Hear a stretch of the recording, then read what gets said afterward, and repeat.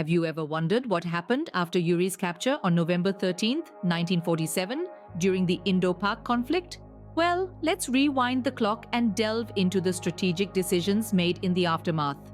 Following the capture, the Defense Committee of the Cabinet directed the Army headquarters to concentrate on securing the Jhelum Valley Road. Their aim? To ward off tribal forces that posed a significant threat. The strategy was to gradually replace Indian Army soldiers with state troops and police in Srinagar. The Indian Army soldiers thus replaced were to be kept in reserve, ready to be called upon should the need arise. This strategic move was designed to maintain a stronghold in the region, consolidating control while ensuring the safety of the forces. Moreover, the Defense Committee had another plan up its sleeve. They intended to deploy small groups of soldiers to assist those near the Jammu-Uri road. The goal was to relocate non-Muslims from areas that were particularly perilous, a task that was challenging to say the least. However, the execution of this plan was not as smooth as envisaged. Winter had set in, and the weather was proving to be a major obstacle. Limited resources added to the difficulties in Punch, making the task at hand even more arduous. As you can imagine, such strategic moves are not without their share of disagreements and concerns. General Booker, for instance, was apprehensive about former soldiers leaving Punch and the potential influx of tribal fighters. He advocated for protecting vital roads and aiding isolated groups, disagreeing with Major General Kalwant Singh's broader plan. According to him, Singh's strategy was risky and could tarnish India's image. But as with any strategic plan, there were disagreements and concerns, and in the next scene, we'll delve into these contradictions and challenges. While the strategy was being implemented, there were some who saw potential issues and risks. This was a time of complex decisions and intense debates among the top brass of the Indian Army. General Booker, for instance, was one such figure who expressed his concerns rather candidly. He was worried about former soldiers leaving Punch, which he believed would leave the region exposed to the potential influx of tribal fighters. His focus was on protecting the vital roads and aiding isolated groups, a strategy that was more cautious, more concentrated. But this was not a view that was universally accepted. Major General Kalwant Singh, for instance, had a broader plan. He wanted to push the boundaries, take more territory, and make a significant impact. But General Booker saw this as risky. He believed that such a move could potentially damage India's image, making it seem more like an aggressor than a defender. And then there was Brigadier Paranjape. His was a voice of caution too, but from a different perspective. He argued for more time to prepare, to extend control up to Punch. He cited the shortage of troops and the need for reinforcements as major hurdles. He felt that a hasty move would not only endanger the soldiers but also the mission itself. In the midst of these discussions, the Indian forces continued their mission. B Company 1 Patiala took B.R. Patan to aid the 50 Para Brigade's advance, but they faced intense gunfire, causing casualties. They crossed B.R. Patan's ford with help from 14 Field Company. It was a time of relentless struggle, of courage in the face of adversity. Despite these concerns, the forces continued their mission, leading to a series of critical events. It was a journey filled with contradictions and challenges, but one that was necessary. It was a testament to the bravery and resilience of the soldiers who, despite the odds, never wavered from their duty. The execution of the plan was fraught with resistance, but the Indian forces pushed through. On November 16th, the brave soldiers of B Company 1 Patiala took control of Bir Patan, a critical move to support the 50 Para Brigade's advance. However, their victory didn't come without a price. They were met with a hail of gunfire, leading to casualties on their side. But by the following day, with the assistance of the 14 Field Company, they successfully crossed B.R. Patan's ford. Their next objective was Naushara. On November 18th, Brigadier Paranjape, despite securing the area, hesitated to move forward. The commanding general, Kalwant Singh, had his sights set on Koth, and so, albeit reluctantly, Paranjap advanced to Janga without full support from Naushara. The journey to Kotli was arduous. Roadblocks and gunfire slowed their progress significantly. By November 20th, the 1/2 Punjab Regiment had managed to push 16 kilometers past Jangar. but the following day they met strong resistance a further 24 kilometers north. However, with the support of armored cars, they managed to overcome this hurdle. Despite the challenges, the Indian troops were steadily advancing. The terrain was not their only enemy. Winter weather and limited resources tested their resolve, but they were driven by a sense of duty, not just to their country, but to their fellow soldiers and the civilians caught up in this conflict. As they navigated their way through hostile territory, they were met with more gunfire. But the enemy's skill was minimal, and by November 26th, they had reached Koth. The soldiers had been unable to aid the burning city of Mirpur, but they did manage to rescue refugees near Jangar. Hearing of the Uri Punch group's repelling, the troops abandoned their plans for a Koth Punch advance, opting instead to return to Jangar. On November 28th, the operation came to an end. Despite the resistance and challenges, the Indian troops were making steady progress. The journey was far from over, but they had shown their resilience and determination to protect their nation and its people. The battle was far from over as the Indian troops pressed on towards Koth. By November 22nd, the Indian forces had made significant progress, despite facing roadblocks and gunfire. The journey was arduous, but the soldiers pressed on, their determination unwavering. By November 26th, after overcoming strong resistance and enduring numerous confrontations, the Indian troops reached Koth. The enemy skill they faced there was minimal, but the challenges were far from over. Mirpur was on fire, and the troops, unable to lend support to the burning town, had to make the difficult decision to prioritize rescuing refugees near Jangar.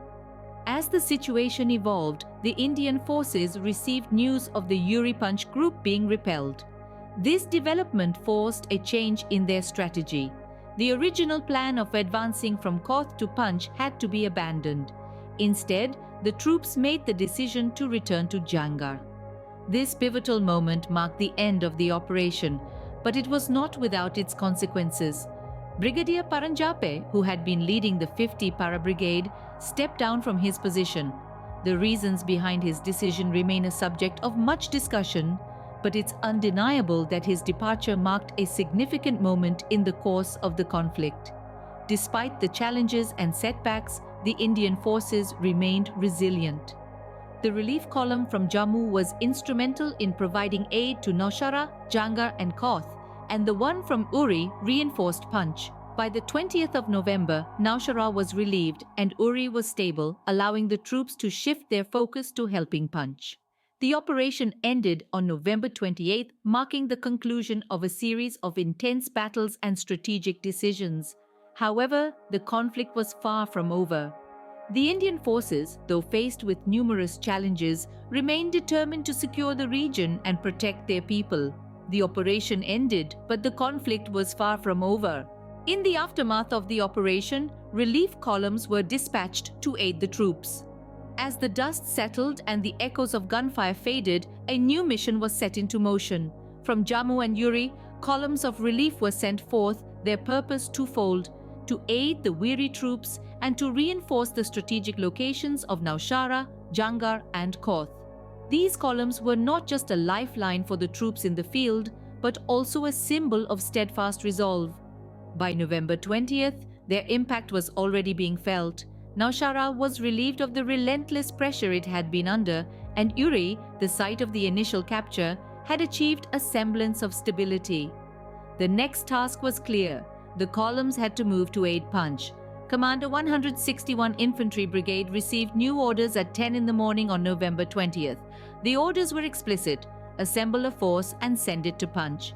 This force was to be a composite of various units, including soldiers from the 1st Kuman, the 2nd Dogra, 2 groups from the 7th Light Cavalry and the 17th Mountain Battery. Yet the path to Punch was fraught with challenges. A bridge had broken, necessitating a change in route. The convoy, almost 200 vehicles strong, was forced to halt near Allahabad Saral overnight. Here, some vehicles had to stop at the ominously named Milestone 7, making them vulnerable to enemy attacks and roadblocks. This was a potent reminder that even in the aftermath of battle, danger lurked around every corner. The orders had been given, the relief columns dispatched, the troops rallied, and the journey to Punch had begun. But as the troops prepared to move, they were faced with an unexpected obstacle. The road to Punch was about to become a battleground once again, this time not against an enemy force, but against the unpredictable nature of war itself. The journey to Punch was not a smooth one as the troops faced numerous challenges. They were initially delayed by a broken bridge which forced them to take a new route. This unexpected turn of events tested their adaptability and resilience as the landscape was unfamiliar and the journey became more daunting. In the midst of this, the convoy, comprised of nearly 200 vehicles, had to halt near Allahabad Saral overnight. Some even stopped at a place called Milestone 7. This stopover, while necessary, proved to be perilous as it allowed enemy attacks and roadblocks to be set up. The enemy, seizing this opportunity, launched attacks that were particularly directed against the vehicles. This was not the end of their trials. On November 21st, they came across another hurdle, a burned bridge at Kahuta. This brought their advance to a standstill as they had to figure out a way around this obstacle. The vehicle column became a prime target and they faced ambushes and heavy attacks. These attacks were not just a physical challenge, but a psychological one as well, as they resulted in many casualties and significant vehicle damage. Brigadier Sen, displaying quick thinking and leadership, sent one Parakumaun -1 company to Punch while he returned with the rest. This decision, while hard, was necessary to ensure the safety of the troops and to continue the mission. By November 25th, they had managed to carve out a new path. However, they couldn't recover many of the ambushed vehicles, a grim reminder of the attacks they had faced. Despite these setbacks, they forged ahead, reaching on November 26th. Here, they faced little enemy activity except for occasional sniping. Despite these setbacks, the troops pushed on, determined to reach their destination. The journey to Punch was fraught with challenges, but the troops' resilience and determination saw them through, demonstrating the spirit of the Indian Army. In the face of adversity, the Indian troops continued their journey to Punch. There was no turning back now. The burned bridge at Kahuta was a significant obstacle, halting the advance, but this was a mission that had to be accomplished. The determination of the Indian troops was unwavering, even when confronted with the harsh reality of a path being barred. Brigadier Sen, faced with the challenge, made a strategic decision. He sent one Parakuman to Punch, a move that was both daring and necessary. The rest of the troops under his command were to return. All the while, the vehicle column was under heavy attack, facing ambushes that caused significant casualties and damage. The journey was not easy. The troops had to carve a new path, a testament to their resilience and resourcefulness. The road was rough and fraught with danger, but they soldiered on. Their objective was clear, and they were determined to reach it. In the midst of this, many ambushed vehicles could not be recovered. It was a stark reminder of the harsh realities of war, but it did not deter the troops. They continued on their mission, steadfast in their resolve. And finally, on November 26, they reached their destination, Unnen. The enemy activity had diminished by then with only occasional sniping, but the Indian troops remained vigilant. They had faced numerous challenges on their journey, each one testing their mettle, but they had persevered, never losing sight of their mission. The arrival at Unnen was more than just a geographic milestone. It was a testament to the determination and courage of the Indian troops. It was a symbol of their commitment to their mission, their country, and their people. It was a moment of triumph amidst the trials and tribulations of war. And thus, despite the odds, the Indian troops made it to Unn, marking the end of a significant chapter in the Indo-Pak conflict. This was not just a journey, it was a testament to the human spirit, the spirit of courage, resilience, and unwavering determination. Looking back at these events, we can draw several insights and lessons. The strategies and decisions made during this period were far from simple. They were born out of a complex matrix of military, political, and geographical considerations, underlined by the urgency of an evolving battlefield. The Indian Army's initial strategy to secure the Jhelum Valley Road against tribal forces while maintaining a reserve force in Srinagar showcase the importance of strategic planning in warfare. The decision to gradually replace Indian Army soldiers with state troops and police in Srinagar was not only a tactical move but also a diplomatic one, aimed at maintaining India's image. The challenges faced by the troops, such as winter weather and limited resources in Punch, underscore the importance of being prepared for all eventualities. It brings to light the realities of warfare and the unpredictable factors that can significantly impact the course of a military operation. The contradictions between General Booker and Major General Kalwant Singh, and later with Brigadier Paranjape, highlight the complexities of military leadership. It shows that in the face of uncertainty, disagreements can arise, even among the highest ranks. It reminds us that effective communication and coordination are integral to the success of any mission. The journey to Punch, marked by a broken bridge, enemy attacks, and roadblocks, was a testament to the troops' resilience and adaptability. It showed that even the best laid plans can go awry, and the ability to adjust and react to changing circumstances is a valuable skill in warfare. The relief column's efforts to aid Naushara, Jangar, and Koth, despite the challenges, exemplify the spirit of camaraderie and commitment that is the hallmark of any successful military operation. In retrospect, these events offer profound lessons in strategic planning, leadership, preparedness, adaptability, and resilience. They shed light on the complexities of military operations and the intricate balance between strategy and execution. History, after all, is our greatest teacher, providing us with invaluable lessons for the future. In the end, it's not just about the battles won or lost, but about the resilience, courage, and determination of the people involved. As we journeyed through this historical narrative, we have seen the intricate balance between strategic planning and the uncertainties of warfare. From the capture of Uri and the initial strategies set by the Defense Committee of the Cabinet, we've witnessed the complexities of military operations and the challenges of weather, terrain, and limited resources. We've explored the contradictions within the Indian Army leadership, highlighting the importance of unified vision and strategy. We've seen the courage of Indian troops as they advanced against resistance and the wisdom in strategic retreats when necessary. We've journeyed through the battles of Koth and Jangar, witnessing the bravery and tenacity of soldiers in the face of adversity.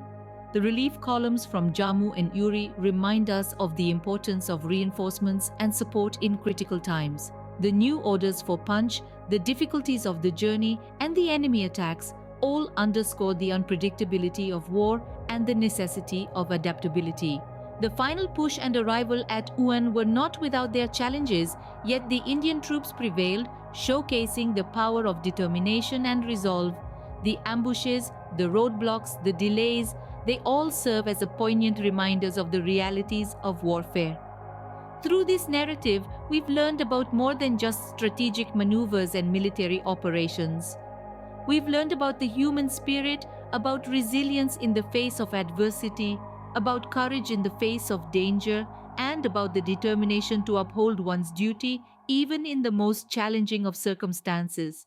We've learned that history is not just a series of events, but a tapestry woven from the threads of human experiences. Each thread carries a story, a lesson, a reminder of our past, and a guiding light for our future.